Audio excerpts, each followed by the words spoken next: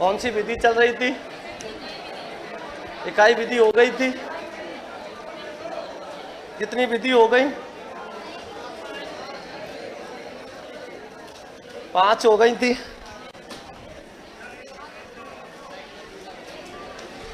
छठी लिखो। कितनी विधि हो गई? 5 हो गई ना। अब छठी विधि लिखो।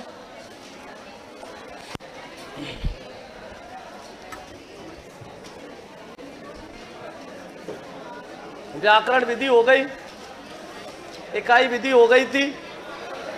अब लिखो आगे। प्रत्यक्ष विधि थोड़ी हुई है। प्रत्यक्ष भी हो गई थी, मॉन्टेसरी हो गई। आगे लिखो।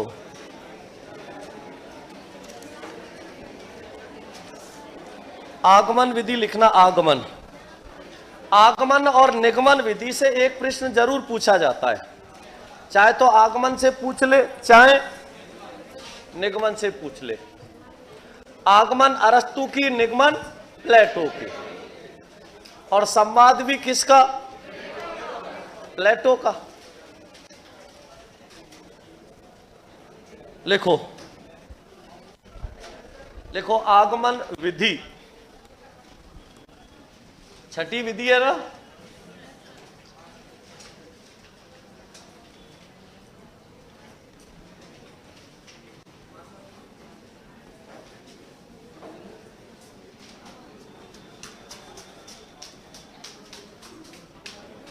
शिक्षण विधियां जैसे ही खत्म हो जाएंगी, बहुत सारे महत्वपूर्ण वस्तुनिष्ठ प्रश्न, ठीक है ना, बना के दूंगा, उनको बहुत अच्छे से पढ़ लेना, ठीक है ना।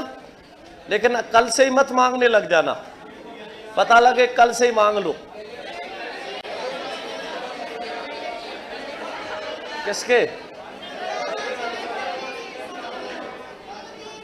मतलब वो कहां पे गया क्या? अभी यही हो ना, दे देंगे।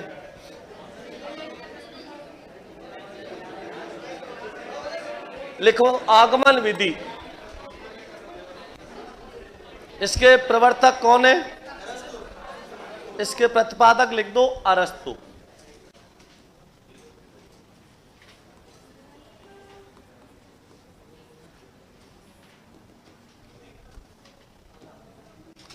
इसके प्रतिपादक कौन है? अरस्तु।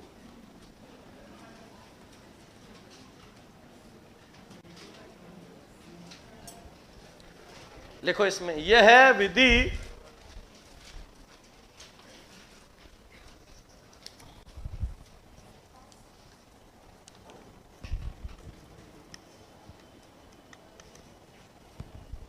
यह विधि उदाहरण से, यह विधि उदाहरण से नियम की ओर चलती है। यह विधि उदाहरण से नियम की ओर चलती है। लिख दिया। इस विधि में सर्वप्रथम, इस विधि में सर्वप्रथम विषय वस्तु से संबंधित, इस विधि में सर्वप्रथम विषय वस्तु से संबंधित उदाहरण दिए जाते हैं।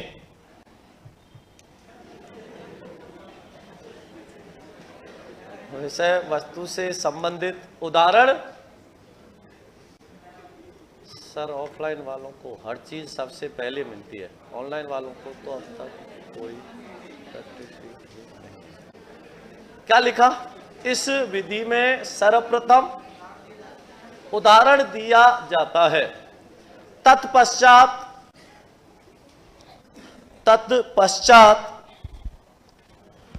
उदाहरणों के आधार पर, तत्पश्चात उदाहरणों के आधार पर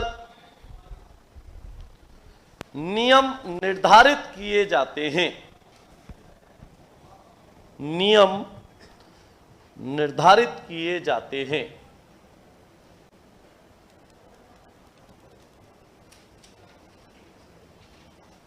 निर्धारित किए जाते हैं। विद्यार्थी आगे लिखो, इसमें अगली लाइन में, विद्यार्थी सबसे पहले उदाहरण देखता है।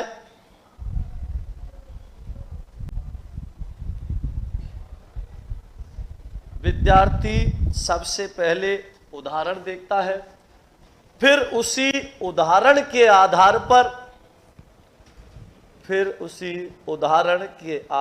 पर नियम बनाता है। उसी उदाहरण के आधार पर नियम अथवा सिद्धांत बनाता है। नियम लिख देना या सिद्धांत लिख देना, एक ही बात है। नियम या सिद्धांत बनाता है, लिख दो।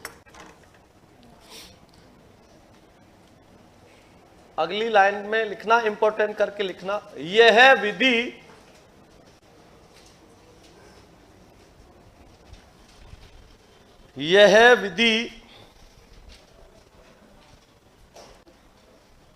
छात्र केंद्रित विधि होती है। यह विधि छात्र केंद्रित विधि होती है।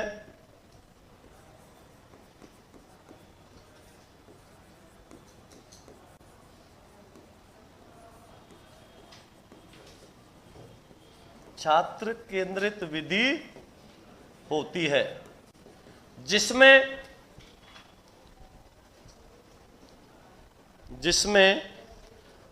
छात्र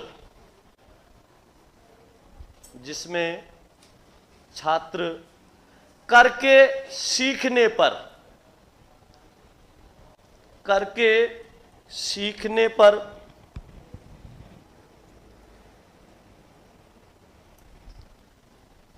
छात्र करके सीखने पर बल देता है। ज्यादा है, थोड़ी सी कम करो। करके सीखने पर बल देता है। क्या चीज? बहुत विस्तार से समझाऊंगा। एक बार मेन पॉइंट लिख लो, फिर खूब विस्तार से समझाऊंगा। करके सीखने पर बल देता है। तो ये कैसी विधि है? छात्र केंद्रित विधि है। इसमें क्या होता है?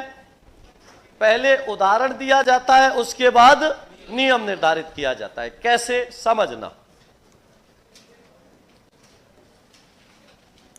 जैसे ध्यान देना इसमें एक तो होता है, पहले क्या बता दिया जाता है? नियम, और उसके बाद में फिर उसके क्या दिए जाते हैं? उदाहरण दिए जाते हैं। पहले कोई नियम बता दिया, अर्थात पहले कोई सूत्र लिख दिया, और फिर उस सूत्र के आधार पर अनेक क्या दे दिए? उदाहरण दे दिए। तो वो तो निगमन विधि हो जाती है। इसमें क्या होता है? उल्टा होता है। पहले क्या दिए जाएंगे? उदाहरण दिए जाएंगे, और फिर उन्हीं उदाहरणों के आधार पर क्या बनाया जाएगा? नियम बनाया जाएगा। अगर पहले सूत्र और उसके बाद में क्या दिए जाए? उदाहरण दिए जाए, तो ये अध्यापक केंद्रित विधि हो जाती है, क्योंकि अध्यापक सूत्र बताएगा और फिर उसके क्या होंगे? क्या विधि बताए जाएंगे? नियम। अब यहां देखो, सूत्र बताने के बाद में क्या दे रहा है? उदाहरण।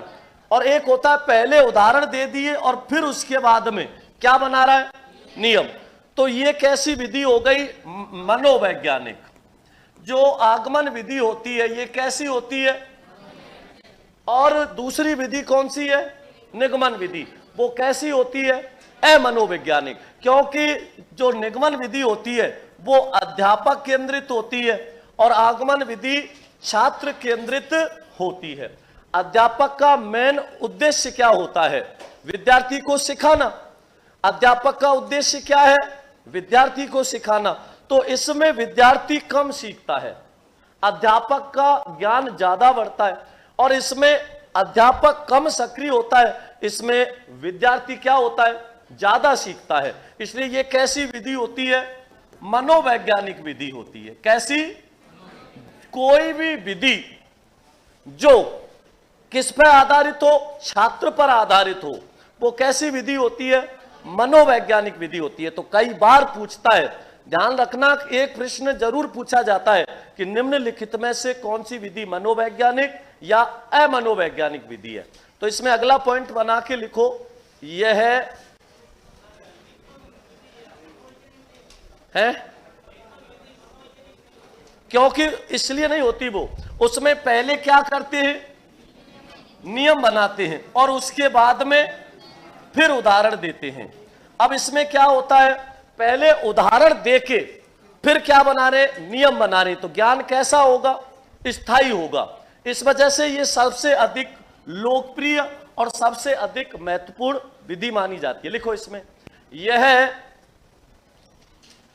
छात्र केंद्रित। ये बात तो दिमाग में बिठा लो, कोई भी विधि जो छात्र केंद्रित विधि होगी वो कैसी होगी, मनोवैज्ञानिक। क्योंकि जो विधियां मूल रूप से काम आती हैं वो किसको सिखाने के लिए, छात्र को। तो जाहिर सी बात है जिससे छात्र ज्यादा सीखेगा वो कैसी विधि होगी, मनोवैज्ञानिक विधि। लिखो, यह विधि छात्र केंद्रित होने के कारण, यह विधि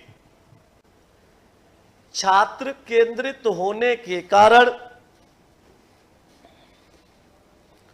मनोवैज्ञानिक विधि होती है। ध्यान रखना, वो अमनोवैज्ञानिक में आती है निगमन।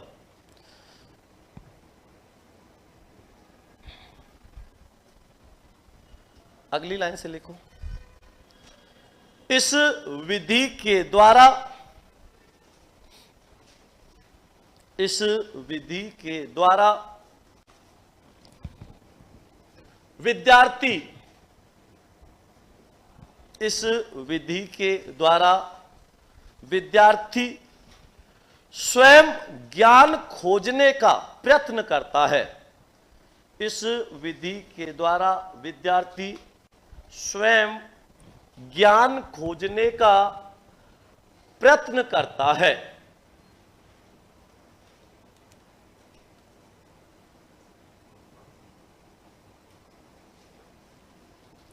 अब देखो, इसमें इंपॉर्टेंट करके लिखना, क्योंकि बहुत ज्यादा पूछा जाता है, सूक्ष्म से स्थूल की ओर, सामान्य से विशिष्ट की ओर, है ये बहुत पूछा जाता है।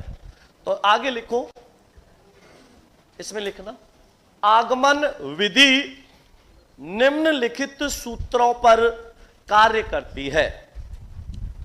आगमन विधि निम्नलिखित सूत्रों पर कार्य करती है। सूत्र लिख देना या सिद्धांतों पर कार्य करती है लिख देना, एक ही बात है। यह विधि निम्नलिखित सूत्र या सिद्धांतों पर कार्य करती है। लिख दिया? लिखो सबसे पहली, मूर्त से अमूर्त की ओर, मूर्त से अमूर्त की ओर। अब मूर्त है, इसका मतलब ज्ञात होगा, तो लिखो मूर्त से अमूर्त की ओर। अगली लाइन में लिखो दूसरा, ज्ञात से अज्ञात की ओर। अब जिस चीज को आप जानते हो वो सरल होगी या कठिन? जानते हो तो सरल होगी और जानते नहीं तो कठिन हो जाएगी। तो जाहिर सी बात है, लिखो सरल से कठिन की ओर।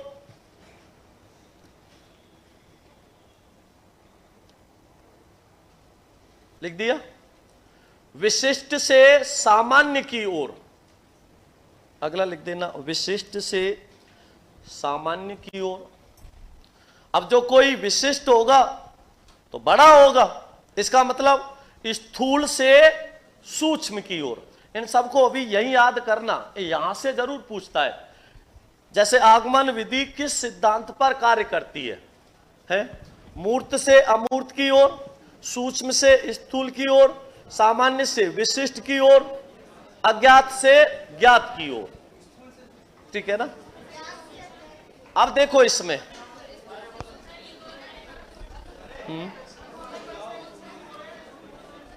अब इसमें देखो, अरे सुनो, जिस चीज को आप जानते हो इसका मतलब विशिष्ट होगी, और विशिष्ट जो चीज होगी वो सामान्य हो सकती है क्या?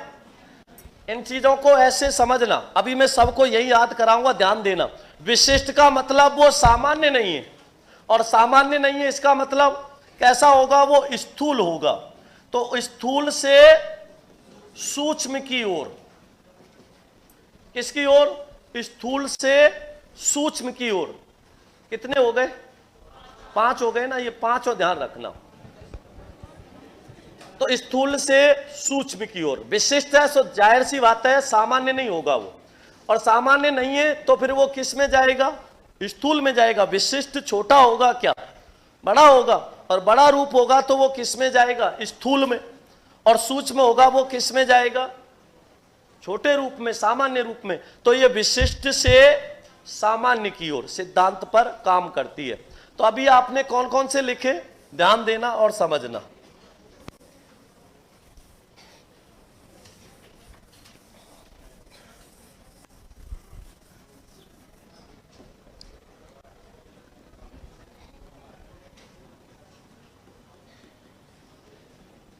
आगमन विधि,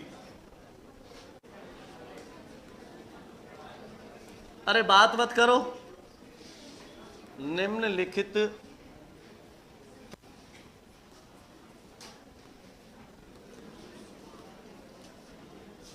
सिद्धांतों पर कार्य करती है।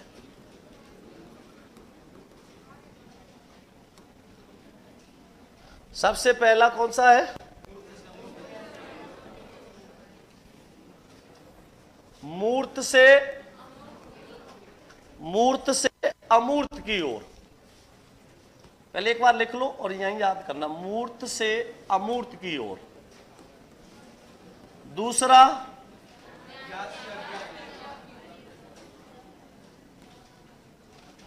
ज्ञात से अज्ञात की ओर।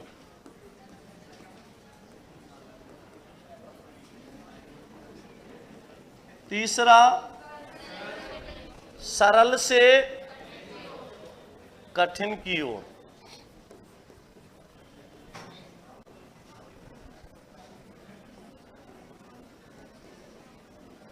चौथा विशिष्ट से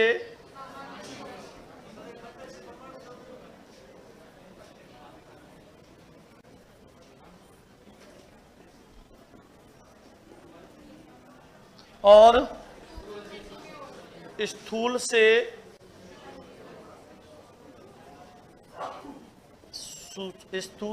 सूक्ष्म की ओर। एक भी नहीं भूलोगे, ध्यान देना बस, ध्यान से। सूक्ष्म की ओर देखो, विधि कौन सी है? आगमन विधि। आगमन विधि जिसमें पहले उदाहरण और बाद में नियम दिए जाते हैं, ठीक है ना? पहले उदाहरण होते हैं, बाद में नियम होते हैं। अब सुनो ध्यान से, मूर्त से अमूर्त की ओर। मूर्त का मतलब क्या है? जो उपस्थित हो, प्रत्यक्ष हो, सामने हो, वो क्या है? मूर्त है। और जो सामने नहीं हो, छुपा हुआ हो, वो क्या होता है? अमूर्त होता है। अब इसमें क्या होता है? इसमें जो उदाहरण होंगे वो कहां होंगे? सामने होंगे। और जब सारे उदाहरण सामने होंगे तो फिर वो सामने दिख रहे हैं, और दिख रहे हैं इसका मतलब वो कैसे हैं? मूर्त है। अगर मूर्त है तो इसका मतलब उसको देख के आसानी से समझ सकते हो। जो चीज आपको प्रत्यक्ष दिखाई जाए, आपको आगरा के ताजमहल के बारे में एक तो बताया जाए, और एक आपको आगरा का ताजमहल दिखाई दिया जाए, तो आगरा का जब आप ताजमहल देख लोगे तो आप उसे कभी भूलोगे क्या? और एक आपको आगरा के ताजमहल की विशेषता केवल बता दी जाए तो आप उसको स्थायी याद रख पाओगे क्या? आपने देखा होगा, आपने जब एसटीसी बीएड जो भी की है, ठीक है ना, किसी ने बीएड की होगी, किसी ने ऐसी एसटीसी की होगी, जिसने भी की है, एसटीसी बीएड की है आपने, तो आप टूर पे गए होंगे। अरे कुछ नहीं ले जाते। अब टूर पे क्यों ले जाते हैं? जिससे किसी भी चीज का ज्ञान कैसा हो, स्थायी हो। अब स्थायी ज्ञान कब होगा? जब आप उसको कैसे देखोगे? प्रत्यक्ष रूप से। अब प्रत्यक्ष देखोगे। अब विद्यार्थी को सबसे ज्यादा सीखना किससे मिलता है? सुन के या देख के? तो जाहिर सी बात है विद्यार्थी के लिए सबसे ज्यादा उपयोगी है, मनोवैज्ञानिक है। जाहिर सी बात है ये मूर्त से अमूर्त की ओर जाएगी, नहीं जाएगी? मूर्त से अमूर्त की ओर जाएगी, क्योंकि मनोवैज्ञानिक विधि है और छात्र केंद्रित है। दूसरा है ज्ञात से अज्ञात की ओर। अब जिस चीज को आप देख लोगे वो क्या हो जाएगी? याद हो जाएगी। अब याद कब होगी? जब आप उसको देख लोगे। तो ज्ञात से अज्ञात जाएगी, अज्ञात से ज्ञात? ज्ञात से अज्ञात किया। ज्ञान कब होगा? किसी चीज को जानोगे कब? जब आप उसको मूर्त रूप में देख लोगे, प्रत्यक्ष रूप में देख लोगे। सरल से कठिन की ओर। अब आपने जो चीज देख ली, अब वो आपके लिए क्या हो गई? सरल हो गई। तो जाहिर सी बात है सरल से कठिन। विशिष्ट से सामान्य की ओर। अब ये देखो क्रम बदला क्यों है? विशिष्ट से सामान्य की ओर। ऐसा नहीं लग रहा जैसे इसका विपरीत लिख दिया हो? ऐसा महसूस हो रहा होगा, इसीलिए आपने इसको बोला था विशिष्ट से सामान्य की ओर। क्यों है ये? विशिष्ट होगा कोई चीज विशिष्ट होगी तभी तो आप उस पर फोकस करोगे। अब कोई चीज सामान्य तो आप उस पर ध्यान दोगे क्या? ध्यान किसी चीज पे कब दोगे? जब वो कैसी होगी? विशिष्ट होगी। तो जाहिर सी बात है प्रत्यक्ष विधि है। दूसरा क्या है? ये किस पे आधारित है? किस पे आधारित होती है? ये छात्र पर आधारित होती है। और छात्र किसी चीज को कब सीरियस लेता है? जब वो क्या हो? उसके लिए विशेष हो, विशिष्ट हो। तो ये विशिष्ट से किसकी ओर जाती है? सामान्य की ओर। और स्थूल से सूक्ष्म की ओर। इसका जो प्रभाव होता है कैसा होता है? ज्यादा प्रभावी होती है ये, अत्यधिक प्रभावशाली होने के कारण। अब देखो इसमें स्थूल से सूक्ष्म की ओर क्यों है? क्योंकि देखो इसमें जो उदाहरण होते हैं और एक क्या होता है? नियम। अब नियम तो कैसा होगा? छोटा सा होगा। जैसे कि मैंने यहां पर आपसे कह दिया इको यणची, तो नियम कैसा है? छोटा। अब जब आप इसका विश्लेषण करोगे तो रूप बड़ा होगा, नहीं होगा? तो ये इको यणची क्या है? नियम है। और जब इसको विस्तार से समझाओगे तो इसका रूप बड़ा होगा, नहीं होगा? तो इको यणची तो कैसा रूप हो गया? छोटा। तो ये तो नियम है। और इको यणची ये तो क्या हो गया? सूत्र। सॉरी, इको यणची क्या है? सूत्र है। अब जब इसको विस्तार से समझाओगे, इक के आगे असमान अच आ जाए तो यण हो जाता है। अब ये क्या हो जाएगा? सूक्ष्म। अब इसमें जो महत्वपूर्ण बात होती है ये स्थूल से सूक्ष्म की ओर। किससे? स्थूल से सूक्ष्म की ओर। स्थूल रूप कैसा होगा? मान लो कोई भी चीज आप प्रस्तुत कर रहे हो, कोई भी चीज क्या कर रहे हो? प्रस्तुत कर रहे हो, तो उस समय वो कैसे रूप में होगी? बड़े रूप में, कठिन रूप में। लेकिन जैसे ही आप उसको व्यवहार में ले लोगे फिर उसका रूप कैसा हो जाएगा? छोटा हो जाएगा। रूप कैसा हो जाएगा? छोटा। प्रारंभ में देखने में ये कैसी लगती है? बड़ी लगती है। लेकिन जब आप इसके नियमों को समझ जाते हो, उदाहरण के साथ किसको समझ जाते हो? नियमों को, फिर ये आपको कैसी लगती है? छोटी लगती है। तो एक तो विशिष्ट से सामान्य की ओर और एक स्थूल से सूक्ष्म की ओर। ये दो ऐसे हैं जो इनसे क्या लगते हैं? विपरीत लगते हैं। लेकिन इनका विशेष ध्यान रखना। इसमें एक नोट लगाओ, नोट लगा के लिखो।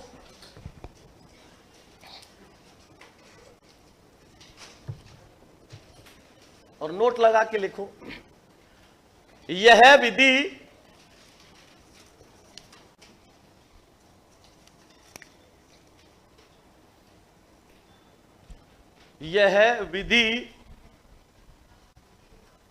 निगमन विधि के, यह विधि निगमन विधि के विपरीत विधि मानी जाती है। यह विधि निगमन विधि के विपरीत मानी जाती है। तो इसमें जो ध्यान रखना है वो किस किस बात का ध्यान रखना है? एक तो मूर्त से अमूर्त की ओर, ज्ञात से अज्ञात की ओर, सरल से कठिन की ओर, विशिष्ट से सामान्य की ओर और स्थूल से सूक्ष्म की ओर। क्योंकि जब तक उसे उसका ज्ञान नहीं है, अनुभव नहीं है, नॉलेज नहीं है, तब तो वो उसको कैसा रूप लगता है? स्थूल। जब उसको वो सीख जाता है, उदाहरण को वो समझ जाता है, फिर वो उसको कैसा लगने लग जाता है? सूक्ष्म। कैसे? आप जैसे संस्कृत के उदाहरण पढ़ते हो, संस्कृत के सूत्र पढ़ते हो, शुरू में आपको सूत्र कैसे लगते हैं? अटपटे, कठिन लगते हैं। लेकिन जब आपको वो सूत्र याद हो जाते हैं तो फिर आप उनको बड़े आसानी से क्या कर देते हो? बोल देते हो। जैसे मैंने आपसे कहा माहेश्वर सूत्र। क्या? माहेश्वर सूत्र। जब तक आप माहेश्वर सूत्रों को सीख नहीं पाए, समझ नहीं पाए, तब तक वो आपको क्या लगते थे? बहुत कठिन लगते थे। लेकिन जैसे ही आपने माहेश्वर सूत्रों को समझ लिया, याद कर लिया, अब उसके कितने सारे फायदा हुए, कितनी जगह वो काम आया। तो माहेश्वर सूत्र आप शुरू में कैसे देखते हो? कठिन देखते हो। लेकिन जैसे ही ये याद हो जाते हैं, फिर आपको कैसे लगते हैं? सरल। जैसे आप धातु रूप शब्द रूप पढ़ते हो, अब याद नहीं होते, रटने की कोशिश करते हो, रटे नहीं जाते। कारण क्या होता है? क्योंकि आप जब पहली बार पढ़ते हो कोई भी चीज तो वो कैसी लगती है? कठिन लगती है। लेकिन बाद में जब वो याद हो जाती है तो कैसी हो जाती है? सरल। जैसे आप धातु रूप याद करते होंगे ना, पठती पठत पठंती है, तो आप क्या करते हो? पूरा पढ़ते हो। पूरा नहीं, तीते अंति सीते तय आमी आब है आप। हाँ सही है। तो आप क्या पूरा विस्तार से पढ़ रहे हो? नहीं, उसका लास्ट का क्या ले लो? अंतिम वर्णों को ले लो। तीते अंति सीते तय आनी आब है। हाँ, तो अब जब आपको ये याद हो गया, तो पहले तो ये कैसा रूप लग रहा था? बड़ा। लेकिन जैसे याद हो गया तो अब इसका रूप कैसा हो गया? छोटा हो गया। और कैसा लगने लग गया? सरल लगने लग गया। तो इसीलिए ये कहां से? विशिष्ट से सामान्य की ओर, स्थूल से सूक्ष्म की ओर चलती है। तो ये लिख दो सभी को, इनका ध्यान रखना।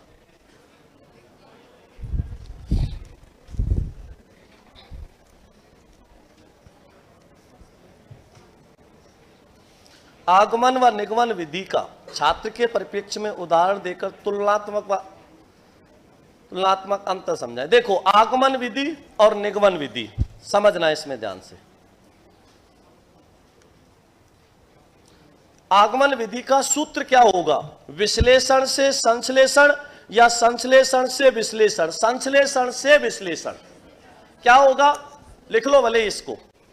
संश्लेषण से विश्लेषण होगा, क्योंकि संश्लेषण का मतलब होता है छोटा रूप। जब आप उसको क्या करोगे? उदाहरण को जब तोड़ोगे तो उसका रूप कैसा आएगा? बड़ा। लिख दो। यह विधि, आगे इसमें जोड़ लो कहीं भी, यह विधि संश्लेषण से विश्लेषण की ओर अग्रसर होती है। अरे तुम रटने वाली चीजों को मैं छोड़ दो, मैं फिर कह रहा हूं। विशिष्ट से सामान्य अलग चीज है और संश्लेषण विश्लेषण अलग है। देखो, संश्लेषण और विश्लेषण, ऐसा कोई डाउट हो बेझिझक पूछ लेना। सुन लो अब ध्यान से। संश्लेषण और विश्लेषण क्या होता है? संश्लेषण, संश्लेषण का मतलब होता है किसी बड़े भाग को छोटे भाग में प्रस्तुत करना। तो संश्लेषण क्या होगा? सूत्र होगा। संश्लेषण क्या होगा? सूत्र होगा। जैसे कि मैंने आपको सूत्र बताया था, अकुह विसर्जनीय नाम कंठ, अकुह विसर्जनीय नाम कंठ, ये क्या है? सूत्र है। तो ये संश्लेषण रूप में। अब आप इसको क्या कर रहे हो? विस्तार से समझाओगे। अब इसका क्या हो जाएगा? विश्लेषण हो जाएगा। तो ये किसमें? उदाहरण से नियम की ओर चलती है, नहीं चलती? तो उदाहरण क्या होता है? संश्लेषण होता है। और उदाहरण को जब आप विस्तार से समझाते हो वो क्या हो जाता है? विश्लेषण होता है। तो इसमें सुनो ध्यान से, विशिष्ट से सामान्य की ओर, संश्लेषण से विश्लेषण की ओर। तुम्हें विशिष्ट और संश्लेषण, विशिष्ट और विश्लेषण एक लग रहा है क्या?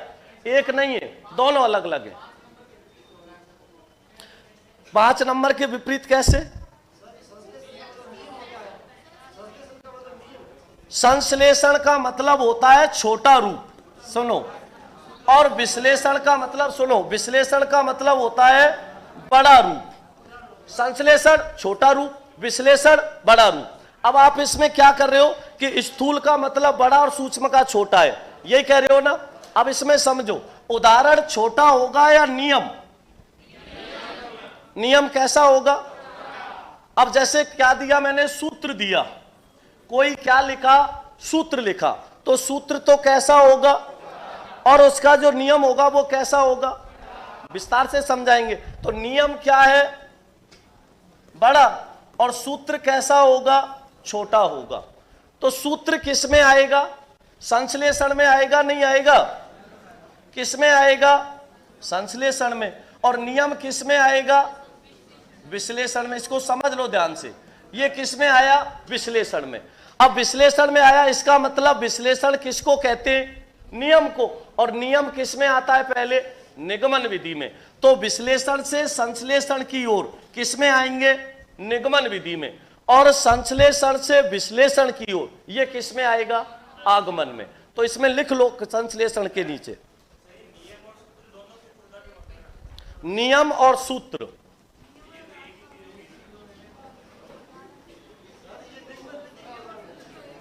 सूत्र और उदाहरण अलग अलग है। सूत्र को ही नियम कह सकते हो। सूत्र क्या हो सकता है? नियम हो सकता है, लेकिन उदाहरण अलग हो जाएगा, ठीक है ना। सूत्र का मतलब ही तो नियम है। अच्छा, उल्टा है।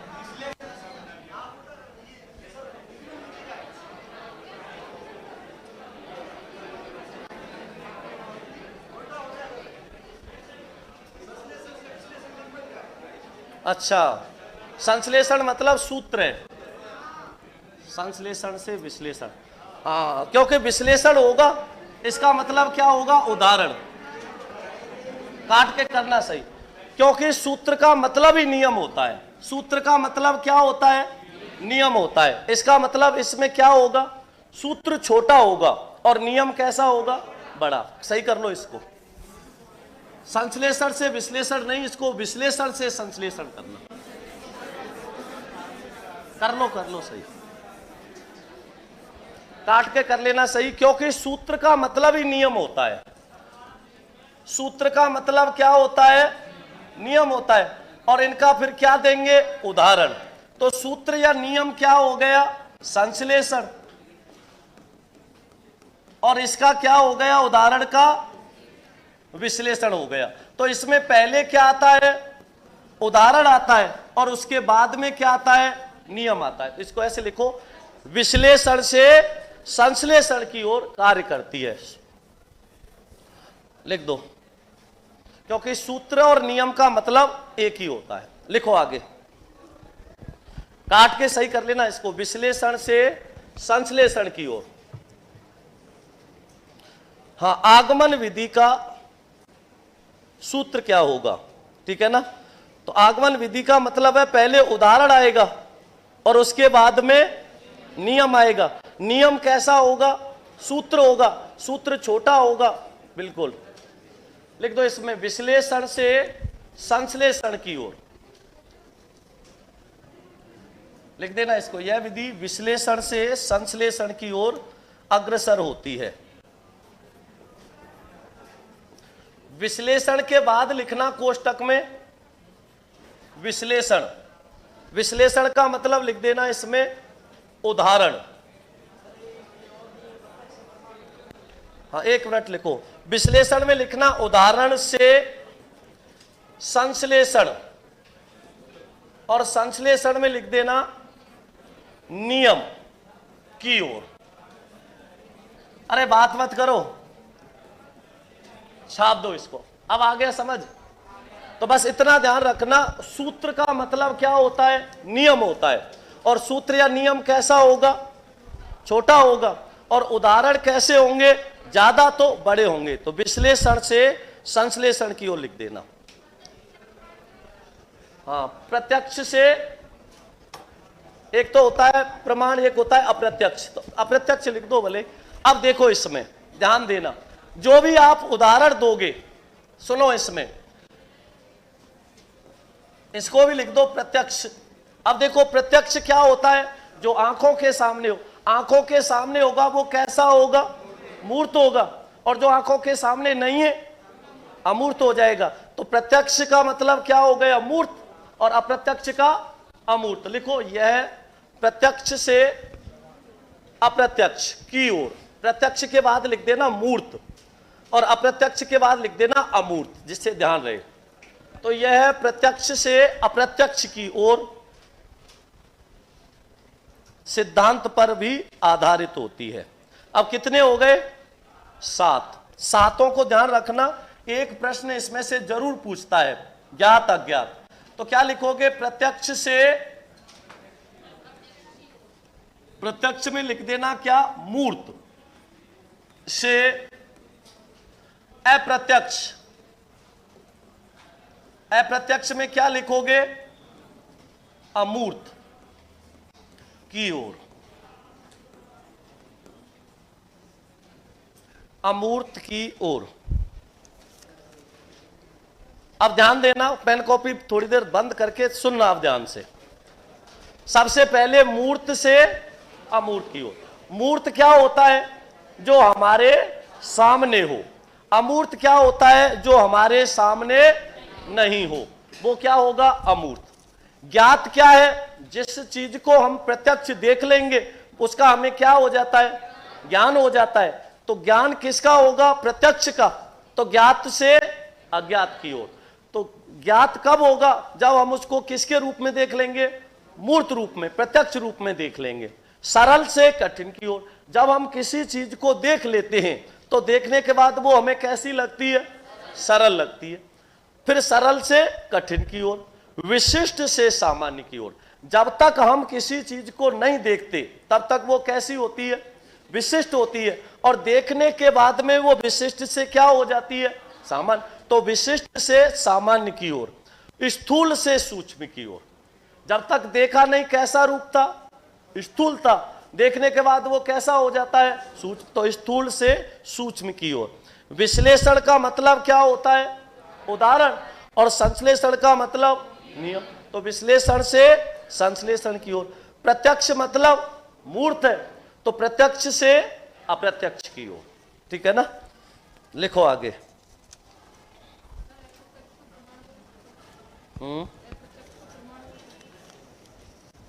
हाँ, प्रमाण तो वो होता है ना, उसके लिए हम प्रस्तुत करते हैं, कहते हैं इसका प्रमाण प्रस्तुत करो।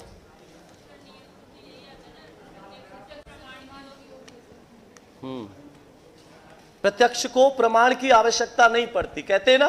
प्रत्यक्ष मतलब जो मूर्त है, उसको प्रमाण की मतलब किसी चीज की आवश्यकता नहीं पड़ी। लिखो आगे।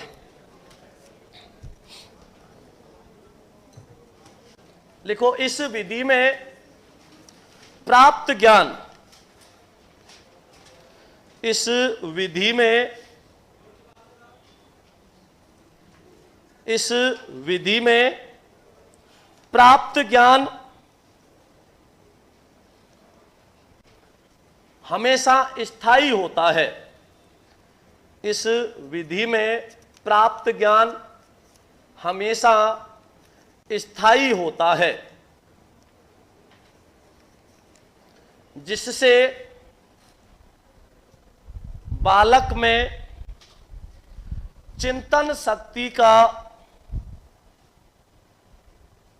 जिससे बालक में चिंतन शक्ति का विकास होता है,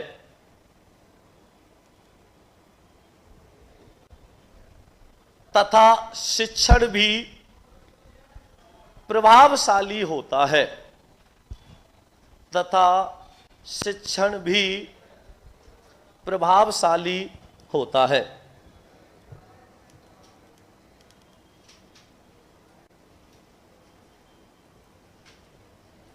आगे लिखो, आगमन विधि की दो प्रणालियां होती हैं। आगमन विधि की दो प्रणालियां होती हैं।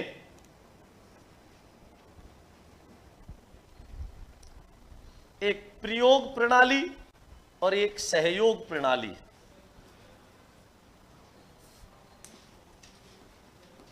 आगमन विधि की दो प्रणालियां होती हैं। कितनी प्रणालियां होती हैं?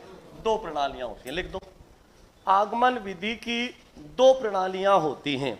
लिखो, पहली प्रयोग प्रणाली और दूसरी सहयोग प्रणाली।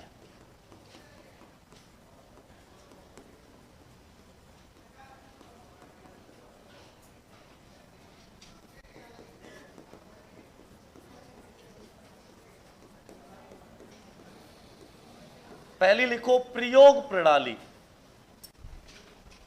प्रयोग प्रणाली, प्रयोग प्रणाली में लिखो, पहले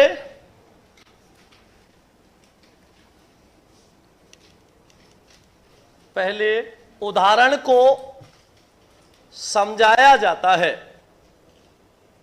पहले उदाहरणों को समझाया जाता है, उसके बाद नियमों के बारे में बताया जाता है। पहले उदाहरणों के बारे में, पहले उदाहरणों को समझाया जाता है, उसके बाद नियमों के बारे में बताया जाता है। इसलिए इसे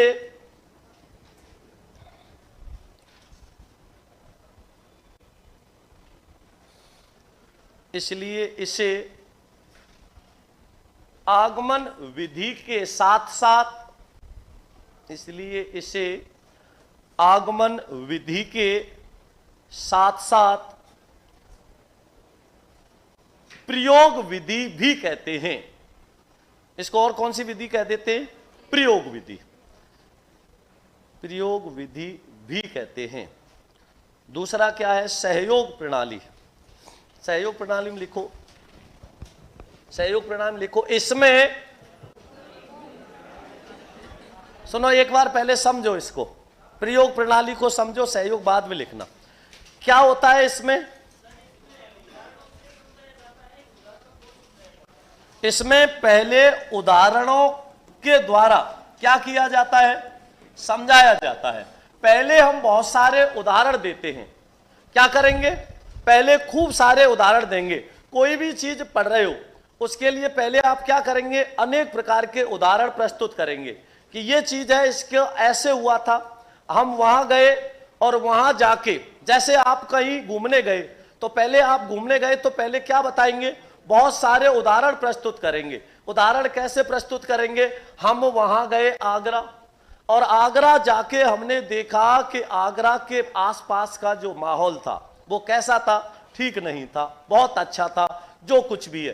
फिर हम वहां पर जाके आगरा के ताजमहल के सामने पहुंचे, वहां पर देख के हमें लगा कि यहाँ का तो दृश्य बहुत सुंदर है, और जैसा वहां पर बताया गया उसके बारे में जैसा हमने सुना वैसा ही हमें वहां पर मिला भी।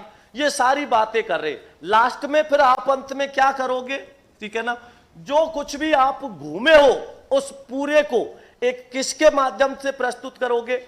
छोटे रूप के माध्यम से प्रस्तुत करोगे कि आपने जो कुछ भी वहां घूमा है, जो कुछ भी वहां देखा है, उसका सार क्या निकला है। यही चीज तो होती है घूमने और उसमें जाते हैं कि इतना सब कुछ आपने घूमा, इससे आपको क्या मिला, क्या समझ में आया? समझ में ये आया कि हम जब किसी चीज को प्रत्यक्ष रूप से देख लेते हैं तो वह चीज कैसी हो जाती है? स्थायी हो जाती है। आपने किसी मूवी के बारे में केवल सुना और एक आपने वह मूवी क्या करी? देख ली, तो आप सुन के स्थायी होगा या देख के? देख के क्या हो जाता है, स्थायी। तो ये जो प्रयोग प्रणाली होती है, इस प्रयोग प्रणाली में क्या होता है, पहले खूब सारे उदाहरणों को क्या करते हैं, प्रयोग कर लेते हैं। जब खूब सारे उदाहरण प्रयोग हो जाते हैं, फिर आप उसका क्या बनाते हो, नियम बनाते हो। तो पहले इसमें खूब सारे उदाहरणों को प्रयोग करते हैं, उसके बाद में नियम बनाते हैं। इसीलिए इसको क्या कह देते हैं, प्रयोग विधि भी कह देते हैं। तो इसको आगमन विधि के साथ साथ और कौन सी विधि कहा जाता है, प्रयोग विधि भी कहा जाता है। अब लिखो इसके बाद में सहयोग प्रणाली, लिखो सहयोग प्रणाली में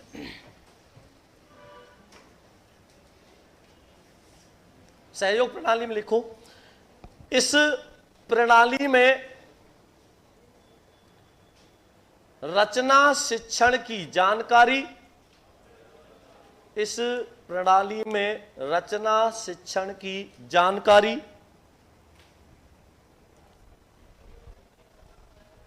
के साथ साथ, इस प्रणाली में रचना शिक्षण की जानकारी के साथ साथ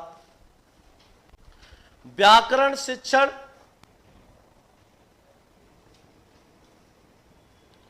और गद्य शिक्षण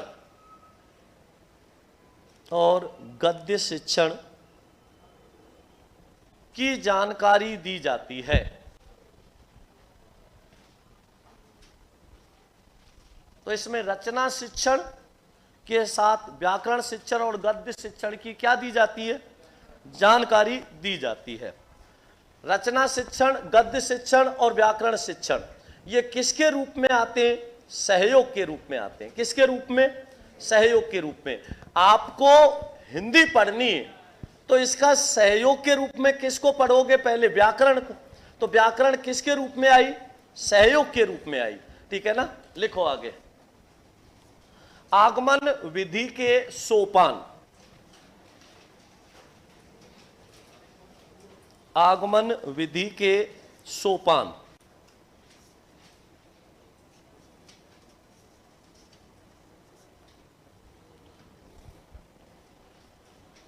सबसे पहले लिखो उदाहरण, पहला सोपान लिखो उदाहरण, आगमन विधि के सोपान। सबसे पहला लिखो उदाहरण, दूसरा लिखो निरीक्षण या विश्लेषण,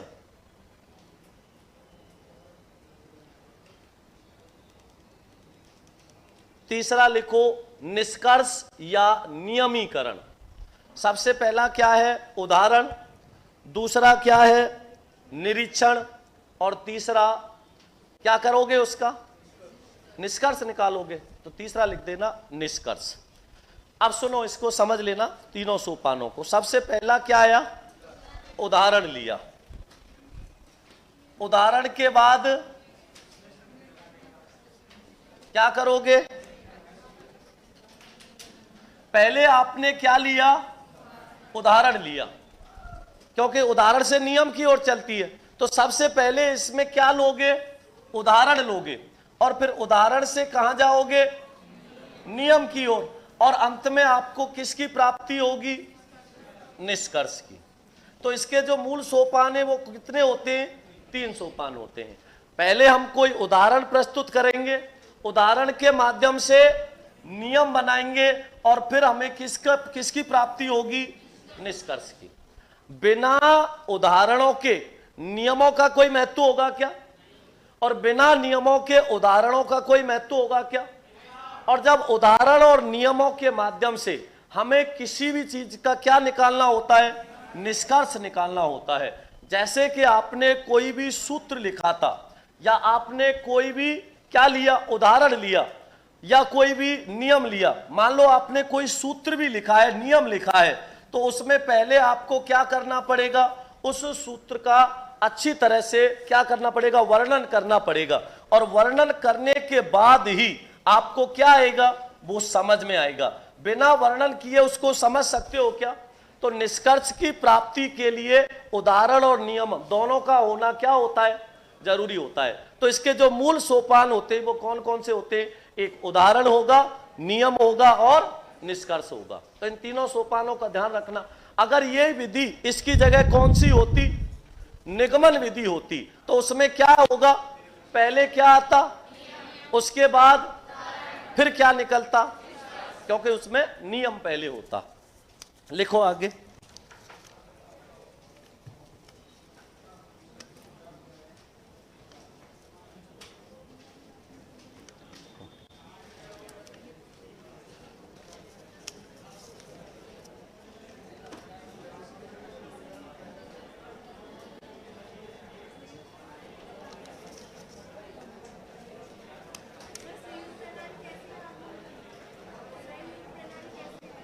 क्या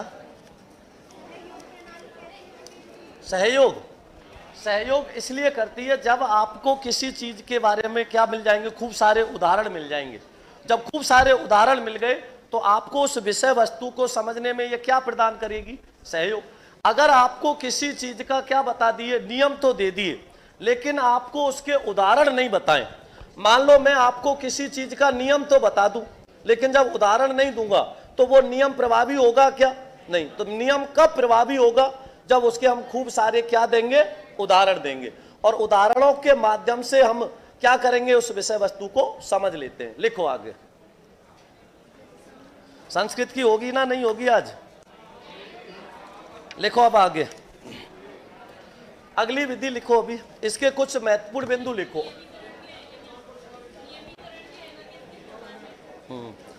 लिखो आगमन विधि के,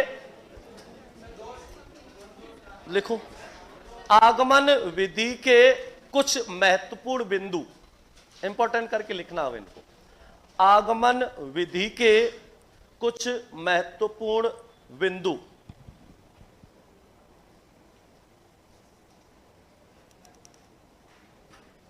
आगमन विधि के कुछ महत्वपूर्ण बिंदु। सबसे बेस्ट विधि कौन सी है, आगमन या निगमन, आगमन, ठीक है ना, आगमन विधि है।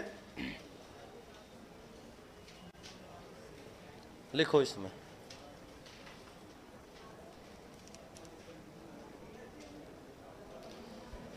लिखो इसमें, इस विधि में, इस विधि में विभिन्न तत्वों का, इस विधि में विभिन्न तत्वों का विश्लेषण या परीक्षण किया जाता है।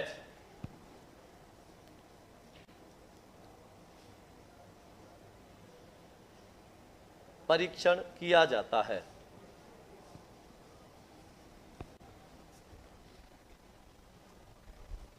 अगली लाइन से लिखो, इस विधि में, इस विधि में रटने पर जोर न देकर, इस विधि में रटने पर जोर न देकर समझने पर ज्यादा जोर दिया जाता है।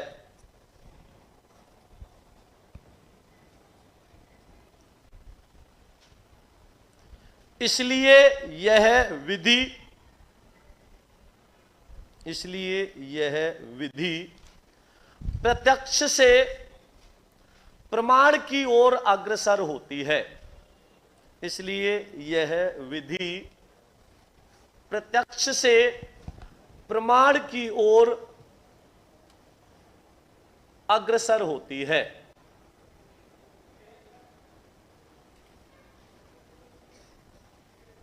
लिख दिया? अरे विष्णु सही है। सबसे पहले क्या होगा, उदाहरण देंगे, उसके बाद में नियम होगा, अंत में उसका क्या निकलेगा, निष्कर्ष निकलेगा। लिखो आगे। लिख दिया? तो आ गया प्रत्यक्ष और प्रमाण वाला भी। लिखो आगे, आगे लिखो इसमें। और इस विधि में तथ्यों को आधार बनाया जाता है। इस विधि में तथ्यों को आधार बनाया जाता है।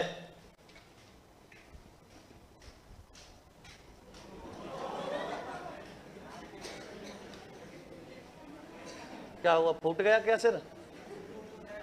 तथ्यों को आधार बनाया जाता है।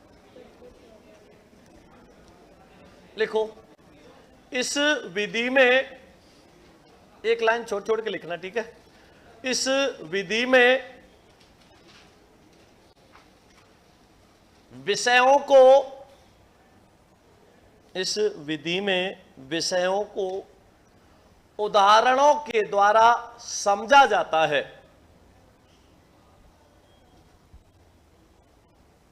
उदाहरणों के द्वारा समझा जाता है।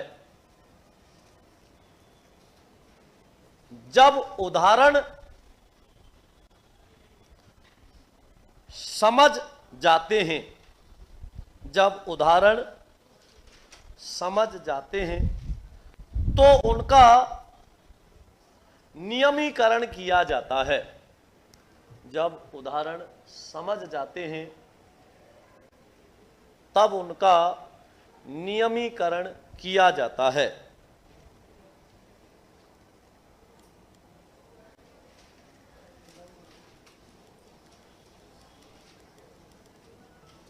लिख दिया, एक लाइन छोड़ के लिखना। आगमन विधि को, अगली लाइन में लिखना, आगमन विधि को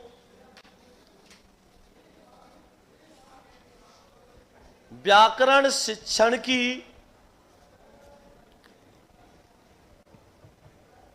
आगमन विधि को व्याकरण शिक्षण की मनोवैज्ञानिक विधि भी कहते हैं। इंपॉर्टेंट करना इसको, आगमन विधि को व्याकरण शिक्षण की मनोवैज्ञानिक विधि भी कहते हैं।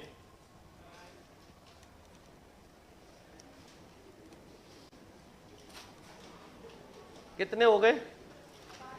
एक और लिखो अगला इसमें। यह विधि स्वयं सीखने पर बल देती है। यह विधि स्वयं सीखने पर बल देती है तथा नए ज्ञान का प्रशिक्षण भी देती है, तथा नए ज्ञान का प्रशिक्षण भी देती है। अब लिख दो इसके कुछ दोष, ज्यादा दोष नहीं है, वैज्ञानिक विधि है तो दोष लिख दो। आगमन विधि के दोष।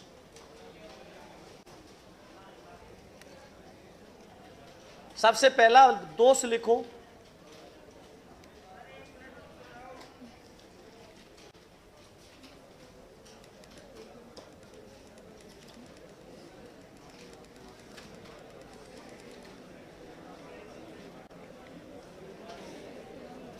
लिखो दोष लिखो। सबसे पहला दोष लिखो, यह विधि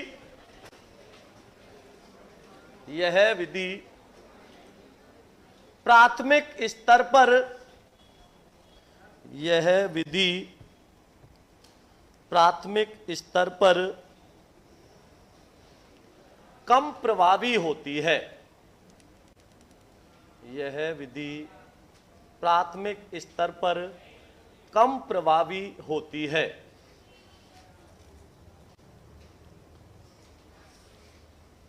प्राथमिक स्तर पर कम प्रभावी होती है। देखो अगला, इस विधि में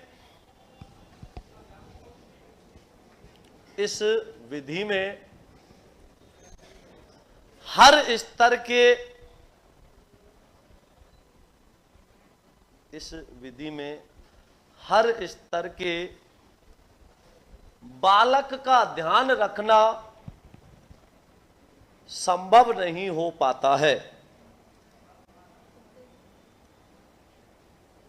संभव नहीं हो पाता है।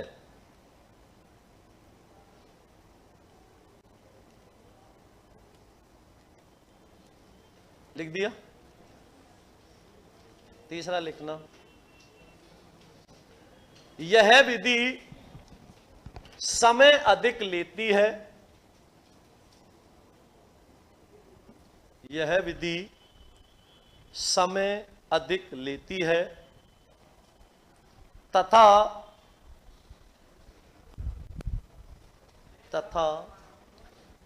यह विधि समय अधिक लेती है तथा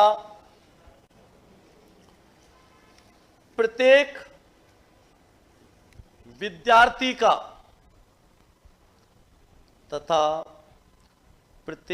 विद्यार्थी का मानसिक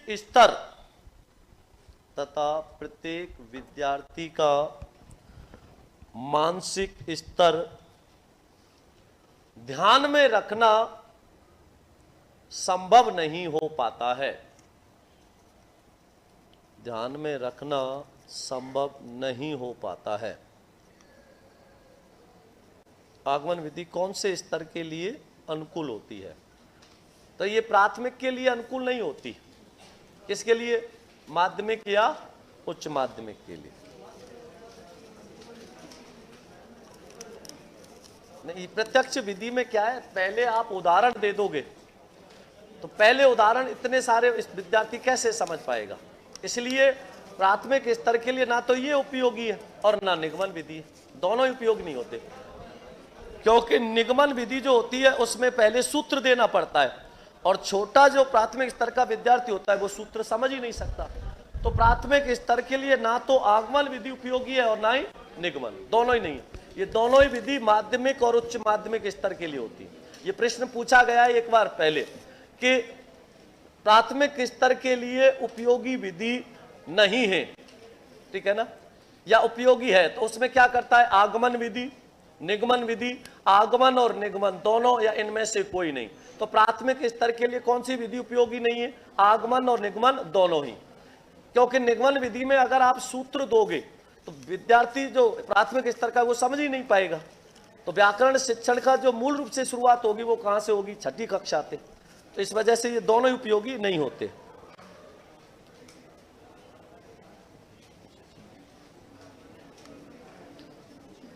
अरे शिक्षण विधियां समझ नहीं आ रही क्या? अगर नहीं है तो मैंने पहले कहा था जबरदस्ती मत झेलना है। कितनों के नहीं आ रही? तो ठीक है, फिर कल से किसी और से पढ़वा दूं। किससे पढ़नी है? मैंने पहले ही कहा था चाहे मैं ही हूं, जबरदस्ती नहीं झेलना, ठीक है ना?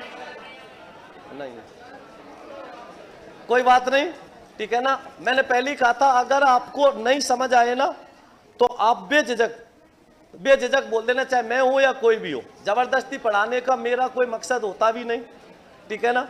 आप लोगों ने ज्यादा वो किया था, बोला था, उस समय मैंने उस हिसाब से कर दिया था। बाकी का अगर आपको नहीं समझ आए तो मैं पढ़वा दूंगा और से, ठीक है ना।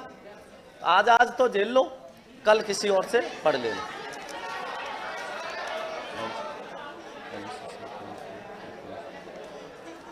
ठीक है ना।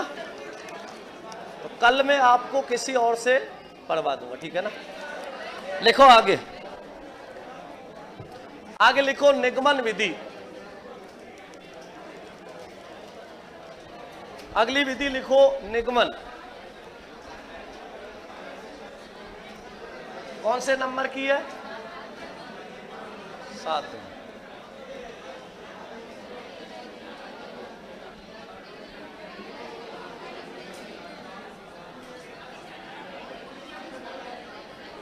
और निगमन विधि के कौन है? प्लेटो।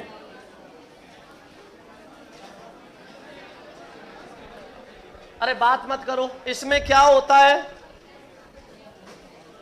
नियम से उदाहरण की ओर।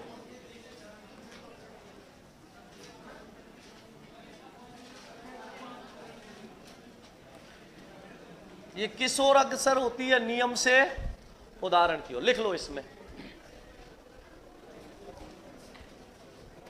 लिखो लिखना है इसमें, इस विधि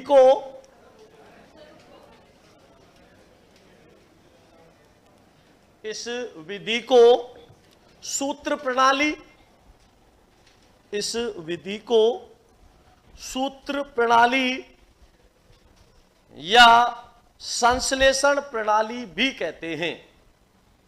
इस विधि को सूत्र प्रणाली या संश्लेषण प्रणाली भी कहते हैं।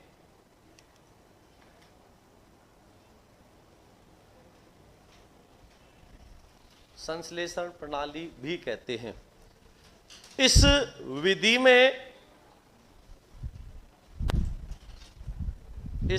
विधि में सर्वप्रथम विद्यार्थी को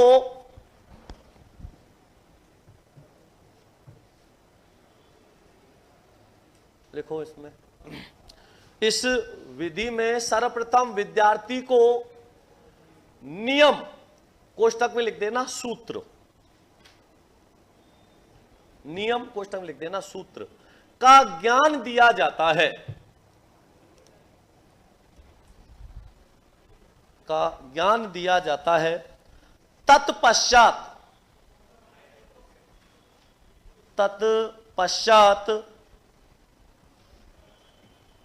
उदाहरण देकर नियमों को समझाया जाता है। तत्पश्चात उदाहरण देकर नियमों को समझाया जाता है। तत्पश्चात उदाहरण देकर नियमों को समझाया जाता है। देखो,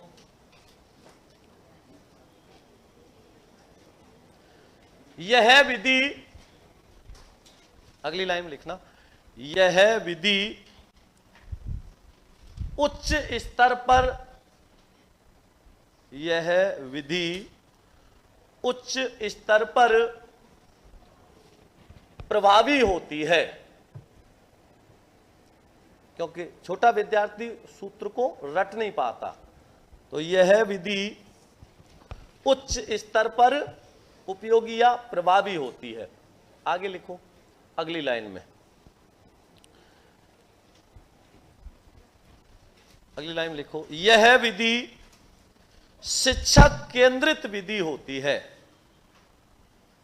यह विधि शिक्षक केंद्रित विधि होती है।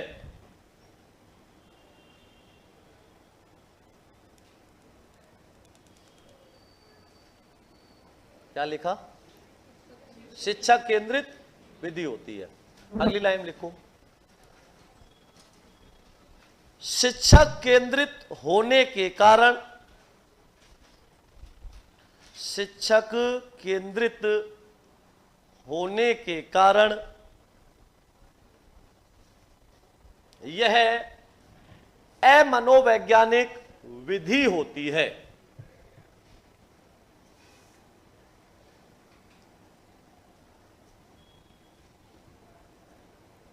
अमनोवैज्ञानिक विधि होती है। आगे लिखना, क्योंकि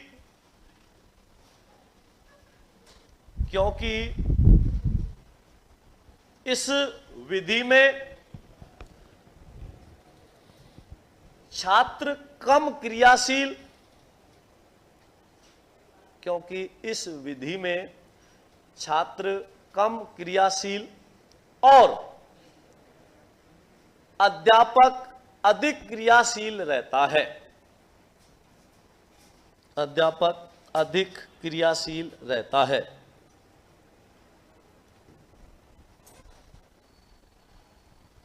तथा अध्यापक ही सारे नियमों को सिखाता है। अध्यापक ही सारे नियमों को सिखाता है।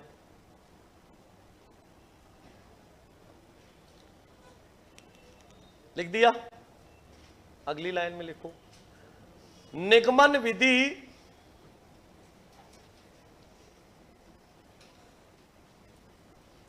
आगमन विधि के ठीक विपरीत कार्य करती है। निगमन विधि आगमन विधि के ठीक विपरीत कार्य करती है।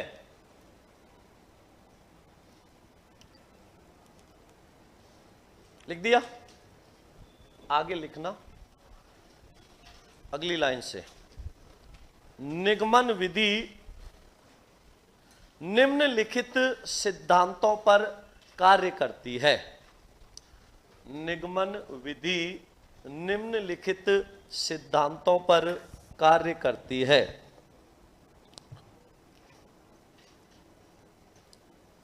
सबसे पहला लिखो, नियम से उदाहरण की ओर। सबसे पहला लिख दो यहीं पर। निगमन विधि निम्नलिखित सिद्धांतों पर कार्य करती है। सबसे पहली लिखो, नियम से उदाहरण की ओर। दूसरा लिखो, अमूर्त से मूर्त की ओर। अमूर्त से मूर्त की ओर। अब उदाहरण कैसा होगा? वो सूत्र होगा, नियम होगा, कैसा होगा? छोटा। और उसके बारे में बताओगे विस्तार से तो वो रूप कैसा होगा? बड़ा। तो लिखो, सूक्ष्म से स्थूल की ओर। सूक्ष्म से स्थूल की ओर।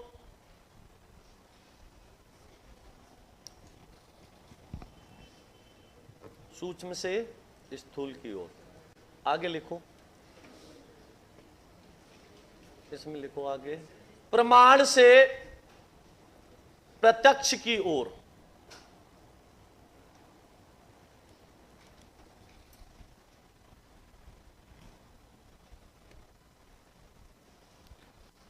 अज्ञात से ज्ञात की ओर। प्रमाण से प्रत्यक्ष की ओर। अज्ञात से ज्ञात की ओर लिख दो। और अज्ञात से, सॉरी अज्ञात लिखा है ना, अज्ञात से ज्ञात की ओर। सामान्य से विशिष्ट की ओर, क्योंकि जो सूत्र होगा वो सामान्य होगा, जब उसको विस्तार से समझाओगे तो कैसा रूप धारण कर लेगा? वो विशिष्ट रूप।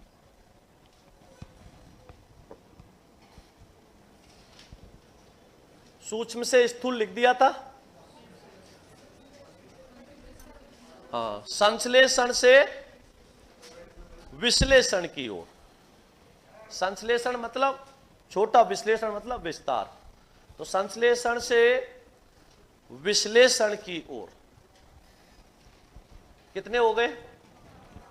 हो गए उसके बराबर ही। हाँ, ये लिख दो, लिख दो इसको भी, कठिन से सरल की ओर।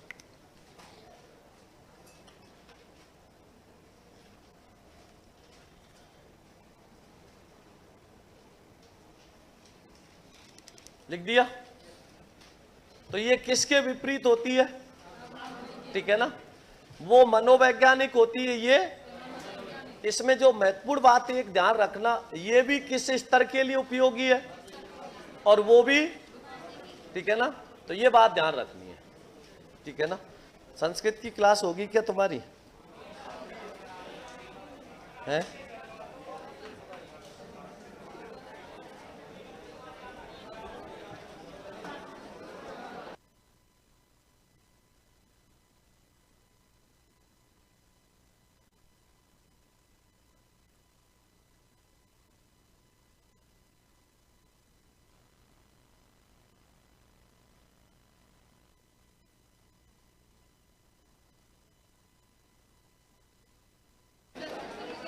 आज के लिए इतना ही बहुत है। ठीक है, कल फिर आपको किसी और से पढ़वाता हूं। ठीक है, मैं भी यही चाह रहा था।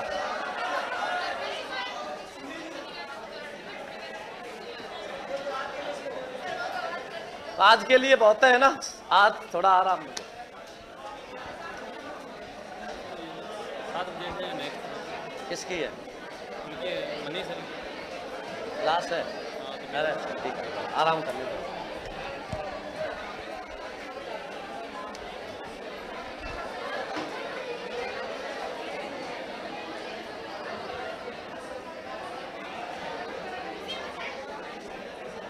ठीक है।